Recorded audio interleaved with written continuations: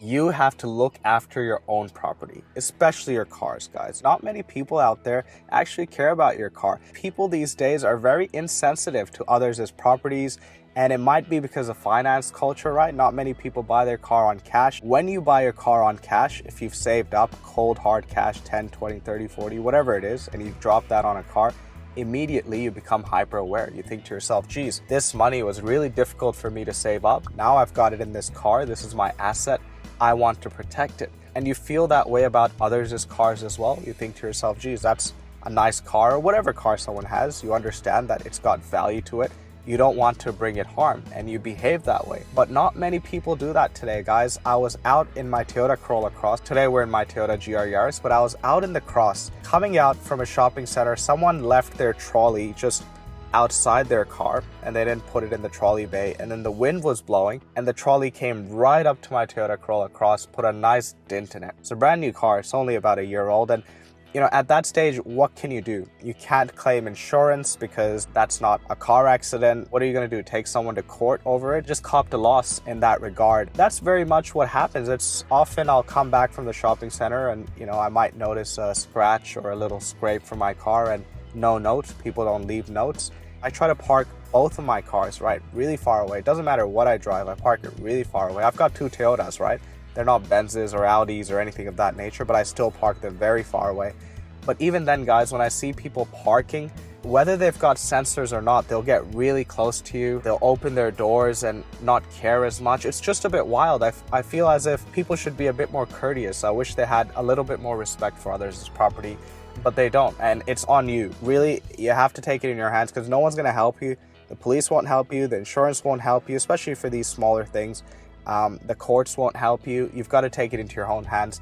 Make the best effort of protecting your property. And that's kind of why I wanted to make this video. And today's video is obviously about this dash cam over here, but I've got a dash cam, a black view in my Toyota Corolla Cross. I've always had that. And in my Toyota GR Yaris, I've got no dash cam. Viofo over here, this company reached out to me and they said to me, we've watched your videos, and they mentioned a video of mine and they said it was really fun. We want to send you a dash cam. Can you have a go through it, review it, just tell your audience the honest truth? So I got back to them. I said, I'm actually looking for a dash cam, right? Because I've got one on my Toyota Corolla Cross. I hadn't got one on my Toyota GR Yaris just. So I said, yes, I'd love to get this. And I know Viofo, my brother-in-law uses that as well. So it's a good brand. And I said, I'd love to get this, but I'll have to be really honest with my review. So do you have any terms and conditions? You know, I want to know heads up before I actually get the product. And then you say, oh, you can't say X, Y, Z. So they're actually a really nice bunch. So all they said is that they've just got a spec sheet. They just want to make sure the audience knows features this camera comes in, a bit about the camera, and then I can say whatever I want about the camera and give my honest thoughts. I've never done this before, but I love this sort of stuff. I think with the dash cam tech today, and especially this Viofo product, which is quite reasonably priced, I don't think you need to spend $900 on a dash cam. All right, so here's what the box looks like, guys. It's got a good design to it, and I always enjoy when packaging is good. I think back in the day, and if you remember early Apple products, I'm an iPhone user, always have been, they did really good packaging, and nowadays I think companies just don't do nice packaging, and it's the cost-cutting environment we're in. But even, you know, even the box here, it's got these nice textures. And let's open it up. So that's obviously what it looks like. This is a bit of a unboxing and a bit of a review, isn't it? So here we go. Let's look at the main unit first. So I wanted to do this because I think unboxings are always a bit fun. And the packaging's great. Already I can tell, guys, you know, this is part of the experience. So I remember with my black view, the box experience wasn't that great, but I'm really, you know, enjoying this, and it's all part of the experience. I hope you're enjoying it too. Looks like double-sided tape there, and then there's the dash cam. And let's see if we peel this off as well. Ooh, that's satisfying.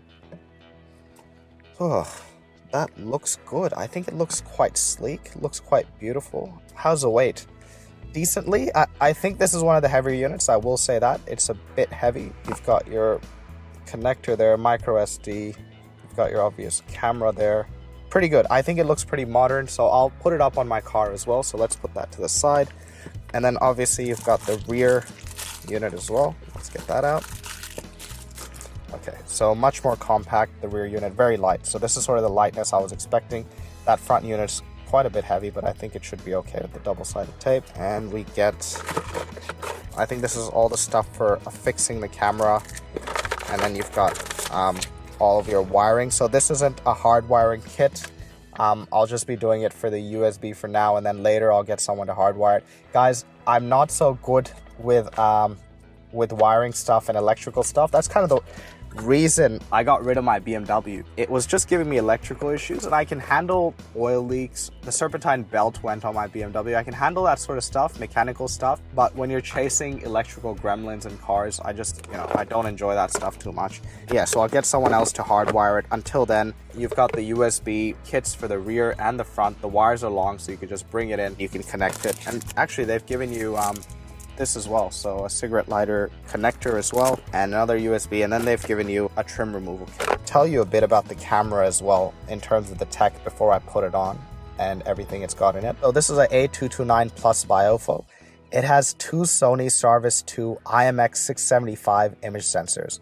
So it looks like it's got 2.5 times the dynamic range, 2.5 times the sensitivity, allows the dash cam to reduce noise and motion blur in nighttime recording. Comes with upgraded 2K front, 2K rear recording with 1440p resolution for HDR recording. It's equipped with upgraded 5 GHz Wi-Fi connectivity module, provides faster Wi-Fi data transmission, multiple options for 24-hour parking mode, so it's got automatic event detection, time lapse. It also supports 4 satellite positioning systems. All in all, very well spec'd camera. Guys, so I've got the camera installed. This is what it looks like. The size hasn't impacted me to the way I thought it would impact. I think it's pretty decent if you mount it somewhere. It could be, it could be more compact. I think that's probably one of the downsides of this camera.